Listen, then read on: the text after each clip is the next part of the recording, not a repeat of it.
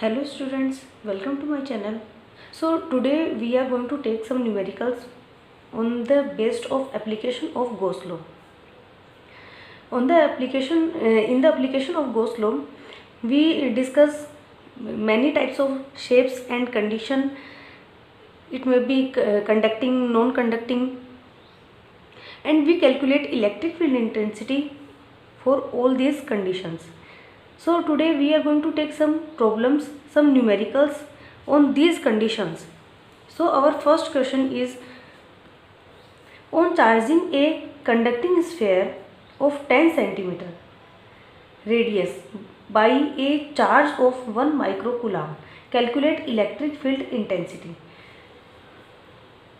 So what is given to us, that a sphere of 10 centimeter radius, that means जो sphere है उसकी radius है 10 centimetre and charge of 1 microcoulomb is given to this sphere.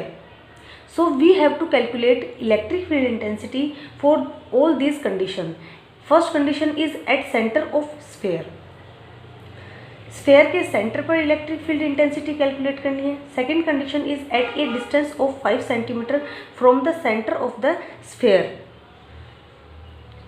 Centre से 5 centimetre distance पर हमें electric field intensity calculate करनी है.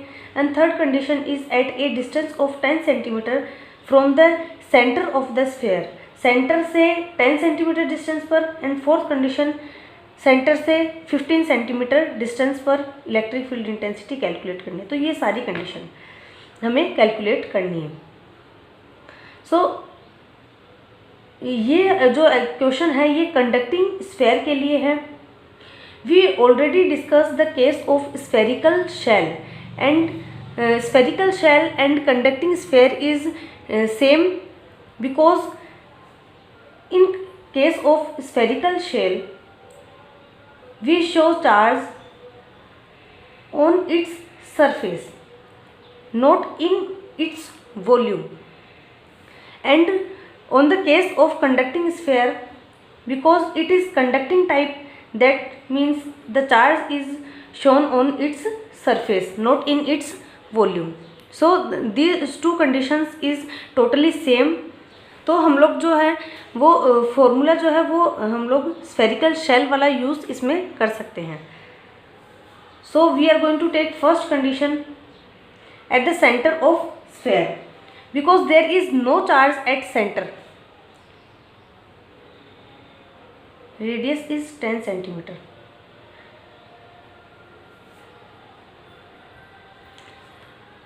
Now we can see that from diagram that there is no charge in its volume. So on the surface there is no charge. Q equals to 0. From the Gauss law we know that E dot ds equals to summation q upon epsilon naught, but summation q equals to 0, that means E equals to 0. So for first condition at center electric field intensity is 0. E equals to 0 हमारे पास में आ जाता है यहाँ पर. Now we are going to take second condition at a distance of 5 centimeter from the center of the sphere.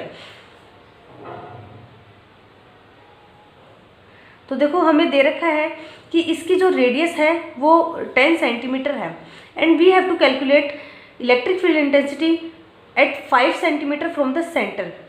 5 centimetre is here, that means our P point is here. We can see that at P point there is no charge.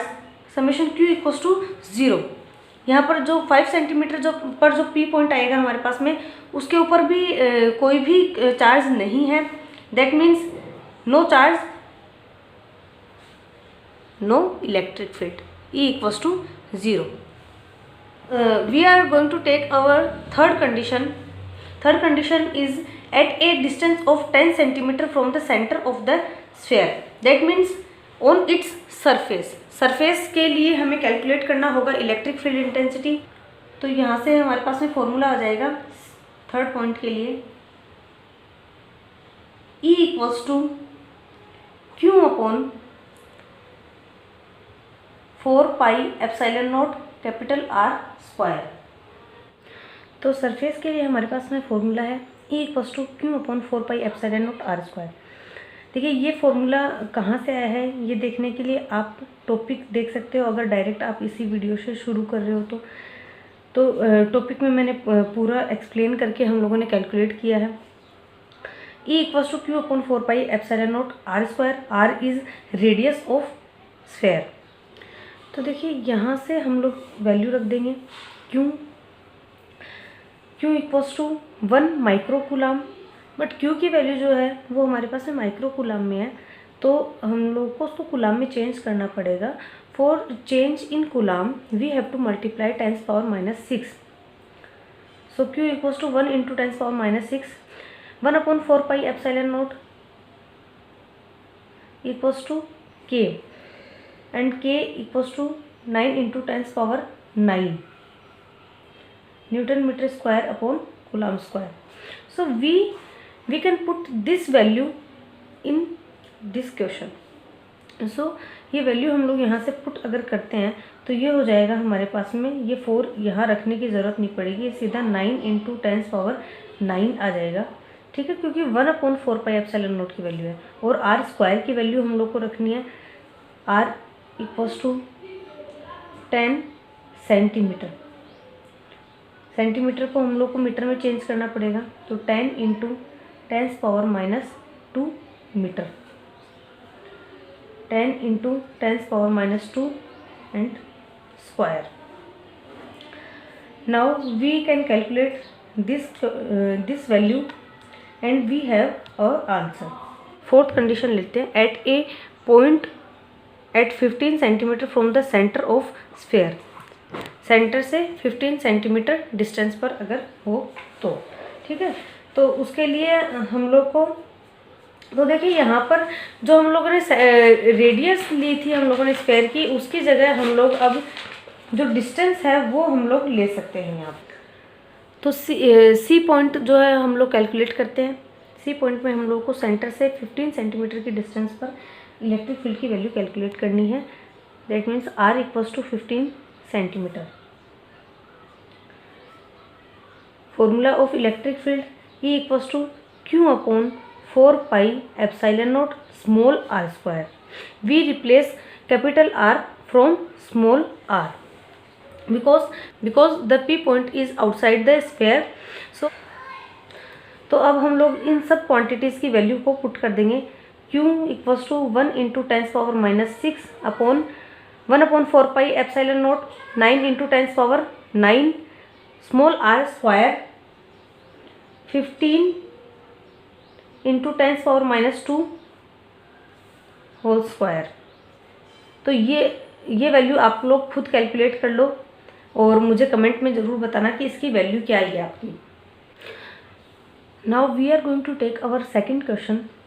So second question is, a sphere of diameter 10 centimeter is uniformly charged so that the electric field intensity at the surface becomes 5 into 10⁵ volt per meter. So यहाँ पर हम लोग को charge नहीं दिया है, ठीक है, हम लोग क्या दिया है, इलेक्ट्रिक फील्ड इंटेंसिटी की वैल्यू दे दी है सरफेस पर। डायमीटर दे रखा है 10 सेंटीमीटर, दैट मीन्स रेडियस जो है वो 5 सेंटीमीटर हो जाएगी, ठीक है। सो सरफेस पर इलेक्ट्रिक फील्ड इंटेंसिटी की वैल्यू है 5 into 10⁵ volt per metre. Determine the force on a charge 5 into 10⁻⁻2 micro coulomb at a distance 25 centimetre. So हम लोग को कैलकुलेट करना है force on a charge. Force हम लोग को कैलकुलेट करना है, चार्ज ये है, ठीक है, एट ए डिस्टेंस 25 सेंटीमीटर, यानी कि उससे आउटसाइड पर एक पॉइंट है, कोई भी पॉइंट जो कि 25 सेंटीमीटर पर है और वहाँ पर कोई चार्ज रखा हुआ है इस वैल्यू का, और उस पर हम लोगों को फोर्स की वैल्यू कैलकुलेट करनी है from the centre of the sphere. Centre से हम लोग को फोर्स की वैल्यू कैलकुलेट करनी है, ठीक है। तो फोर्स की वैल्यू कैलकुलेट करने के लिए सबसे पहले हमें इलेक्ट्रिक फील्ड की वैल्यू कैलकुलेट करनी पड़ेगी, ठीक है। So we know that E surface electric field intensity on surface equals to Q upon 4 pi epsilon naught capital R square. R is radius of sphere. r equals to radius of sphere, and E surface is already given to us, so we can put direct value of E surface, and E outside equals to q upon 4 pi epsilon naught small r square. R is the distance of P point from the center of sphere, small r square. This is equation first and this is equation second. We divide equation 2 by equation first. So E outside upon E surface equals to q upon 4 pi small r square upon q upon 4 pi capital R square. Q upon 4 pi small r, epsilon naught is missing, epsilon naught 4 pi small r square epsilon naught into 4 pi epsilon naught capital R square upon q, cancel हो जाएंगे, 4 पाई से 4 पाई cancel हो जाएंगे, epsilon naught से epsilon naught cancel हो जाएगा. So यहाँ बचेगा हमारे पास में R square upon small R square. E outside तो हमें कैलकुलेट करना है, सो ई सरफेस को हम लोग उधर ट्रांसफ़र कर सकते हैं.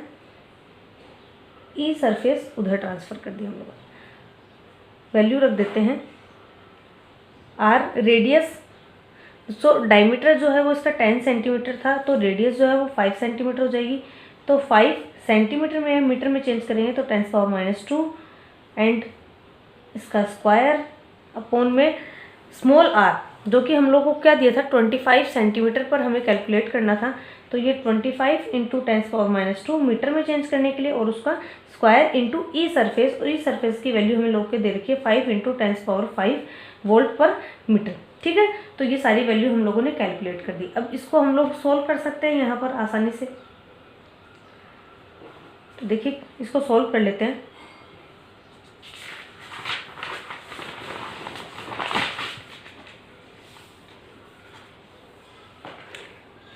फाइव इंटू 10⁻² का स्क्वायर था, तो वो हो जाएगा हमारे पास में 25 इंटू 10⁻⁴ अपॉन में 25 इंटू 10⁻² का स्क्वायर था, तो 25 इंटू 25 इंटू 10⁻⁴ इंटू में ई सरफेस की वैल्यू थी, वो थी 5 इंटू 10 हम लोग को दे रही थी 10⁵. तो 25 से 25 कैंसिल हो जाएगा, 10⁻⁴ से 10⁻⁴ कैंसिल हो जाएगा यहाँ से, और ये 5 को इससे कर देंगे कैंसिल, तो ये हो जाएगा 2 इंटू 10⁴ वोल्ट पर मीटर. ठीक है, इलेक्ट्रिक फील्ड की वैल्यू हमारे पास में आ जाएगी. अब देखिए इलेक्ट्रिक फील्ड की वैल्यू अगर आ गई है तो हम लोग फोर्स की वैल्यू निकाल सकते हैं. Formula F equals to Q E. Q की वैल्यू हम लोग को गिवन है. देखिए क्यू की वैल्यू हम लोग को क्या दी थी, charge 5 into 10⁻² micro coulomb.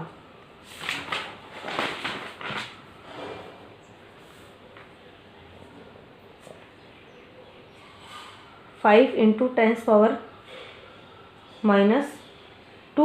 And micro coulomb में है तो 10⁻�6 भी आ जाएगा. एंड इलेक्ट्रिक फील्ड की वैल्यू 2 इंटू 10⁻⁴. इसको सोल्व कर लेंगे. 5 2 ज़ा 10 एंड -8 माइनस का 4 10⁻⁴ न्यूटन, 10⁻³ न्यूटन ऐसे भी लिख सकते हैं. तो इस तरीके से ये हमारे पास में फोर्स की वैल्यू आ गई है. तो ये 2 क्वेश्चन हम लोगों ने देख लिया. अब हम लोग एक और क्वेश्चन ले लेते हैं. सो नेक्स्ट क्वेश्चन लेते हैं हम लोग.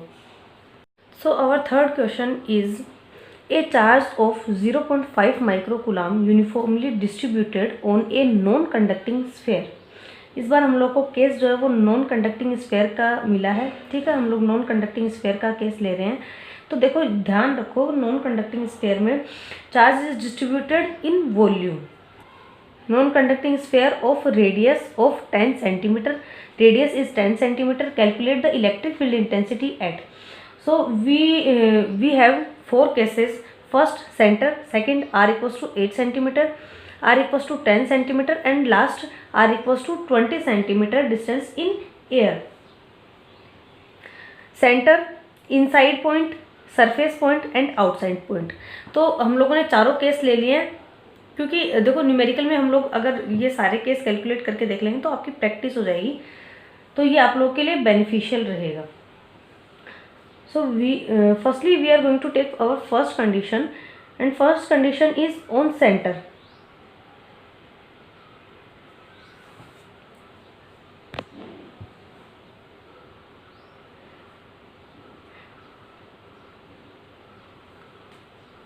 एंड वी नो दैट जब हम लोगों ने ये कैलकुलेट किया था हम लोगों ने नॉन कंडक्टिंग स्फीयर के लिए, तो हम लोगों ने देखा था वहाँ पर आर की वैल्यू जो है वो 0 हो जाती है, और आर की वैल्यू 0 होते ही वहाँ पर इलेक्ट्रिक फील्ड की वैल्यू भी 0 हो गई थी। तो ऑन सेंटर के लिए तो हमारे पास में ऑलरेडी हम लोग कैलकुलेट कर चुके हैं कि इलेक्ट्रिक फील्ड की वैल्यू जो है वो 0 होती है वहाँ पर, ठीक है। क्योंकि सेंटर पर कोई भी यहाँ पर आर की वैल्यू जो है 0 हो जाएगी। देखो फॉर्मूला जो है हमारे पास में इस तरीके से आया था,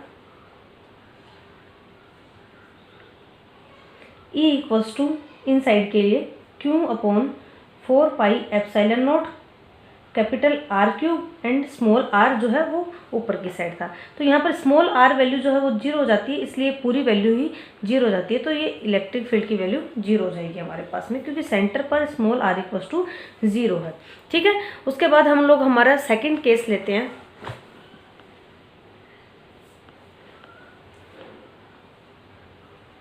सेकेंड केस में r equals to 8 centimetre,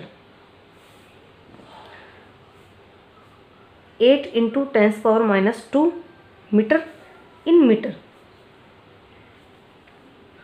E equals to inside के लिए अभी जो फॉर्मूला हम लोगों ने रखा है, E equals to 4πε0 r cube into small r। Q so देखो 1/4πε0 की वैल्यू तो डायरेक्ट रख देते हैं, 9 इंटू 10⁻9, एंड क्यू की वैल्यू जो है वो हम लोग को दे रखी थी 0.5 माइक्रो कूलाम दे रखी थी, तो 0.5 into 10⁻⁻6 coulomb, and R equals to 8 centimetre, 8 into 10⁻⁻2 metre, and upon में आर क्यूब 10 सेंटीमीटर है, आर रेडियस मीटर में करेंगे तो 10⁻⁻2 and square and cube, sorry cube है यहाँ पर हमारे पास है फॉर्मूले में, तो ये रख दिया। तो अब देखो इसको हम लोग कैलकुलेट करके यहाँ पर वैल्यू फाइंड आउट कर सकते हैं। तो स्टूडेंट्स ये वैल्यू आप लोग को कैलकुलेट करनी है खुद से, और मुझे कमेंट करके बताना है कि आप लोग की कितनी वैल्यू आई है, और मैं आप लोग को कमेंट में ही रिप्लाई कर दूँगी कि आप लोग का आंसर जो है वो करेक्ट है या नहीं है। सो थर्ड कंडीशन हम लोग, क्योंकि इसके बाद सिर्फ कैलकुलेशन ही है और वो आप लोग को प्रैक्टिस के लिए करनी ही चाहिए। सो थर्ड कंडीशन हम लोग ले रहे हैं r equals to 10 centimetre, that means on surface. r equals to 10 centimetre करो, या कैपिटल R या small r। E equals to Q/4πε0 capital R square, ये सरफेस के लिए वैल्यू आती है हमारे पास में। E surface equals to this,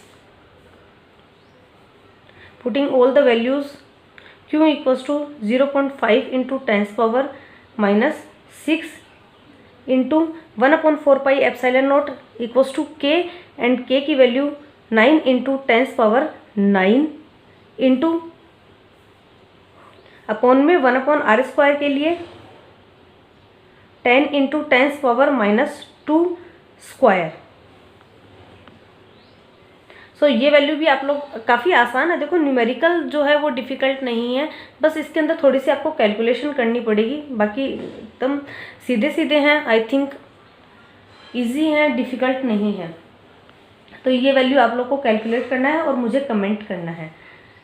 अब लास्ट केस हम लोग इसका ले रहे हैं D point, small r equals to 20 centimetre.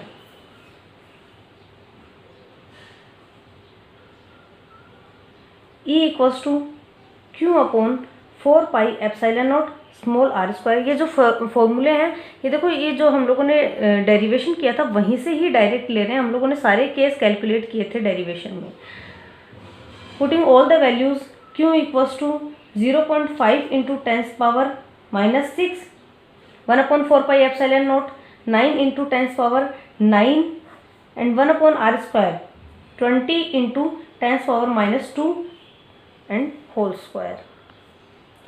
सो ये वैल्यू भी आप लोग कैलकुलेट कर सकते हो। कैलकुलेट करके मुझे कमेंट करना है आप लोगों को कि आप लोग का आंसर क्या आया है।